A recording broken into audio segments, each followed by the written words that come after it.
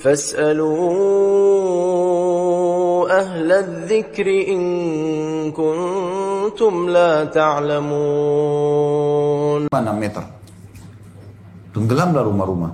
Dan subhanallah, dalam hitungan 1 jam air hilang. Tapi udah hancur semua nih. Masyarakat pikir sudah nggak ada apa-apa. Hari Rabu terjadi, hari Kamis mereka jemur kasur, bersihkan rumah. Hari Jumat naik lagi banjir lebih besar daripada itu. Hancur lagi. Sampai saya ketemu sama salah satu pemimpin di wilayah itu.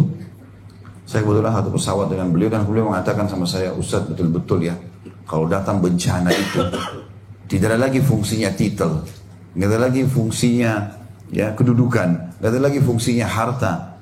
Di depan mata kita lihat harta semuanya terbawa dengan air, ya mobil, ya rumah, ya TV, ya segala macam. Dan habis ide. Kita mau pikirkan jalan keluarnya pun nggak ada idenya. Kalau lagi banjir, habis, buyar semua, secerdas apapun dia. Ini semua efek daripada kesalahan Allah perlihatkan kepada kita. Teman-teman tahu ada hadis Nabi SAW yang berbunyi, guntur itu, suara gelegarnya guntur, kata Nabi SAW itu peringatan keras dari Allah di atas langit kepada penduduk bumi.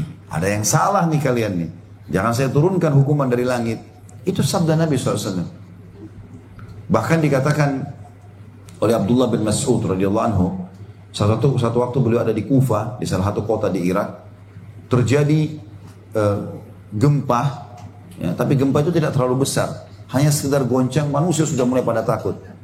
Beliau pun naik ke atas minbar mengatakan, ketahuilah Tuhan kalian di langit sedang meminta kalian untuk bertaubat.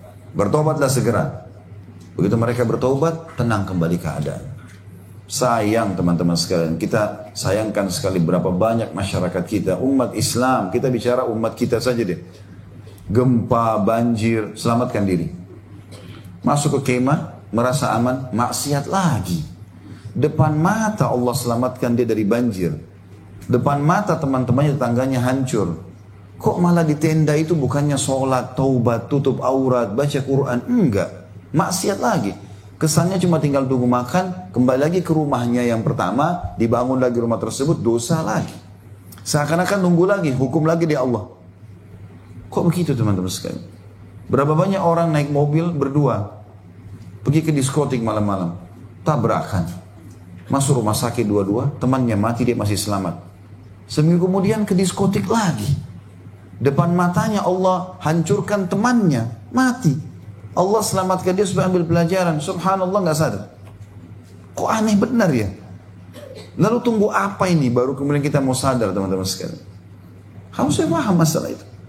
Selalu saja efek pelanggaran yang sudah menimpa orang-orang sebelum kita akan sama efeknya. Kita kerja di perusahaan yang melanggar di PHK, dikeluarkan. Kita juga begitu kalau melanggar, sama. Kenapa diikutin? Kenapa ikutin kesalahan itu? Sudah menjadi peraturan dan kita sudah tahu orang-orang yang baik di perusahaan itu berprestasi. Kalau kita lihat yang sudah jadi manajer, jadi dirut, kalau kita dengar kisahnya dari awal, oh saya juga pegawai biasa dulu. Kisahnya diceritakan kepada pegawai yang lain, kisah suksesnya, supaya diikutin gitu loh.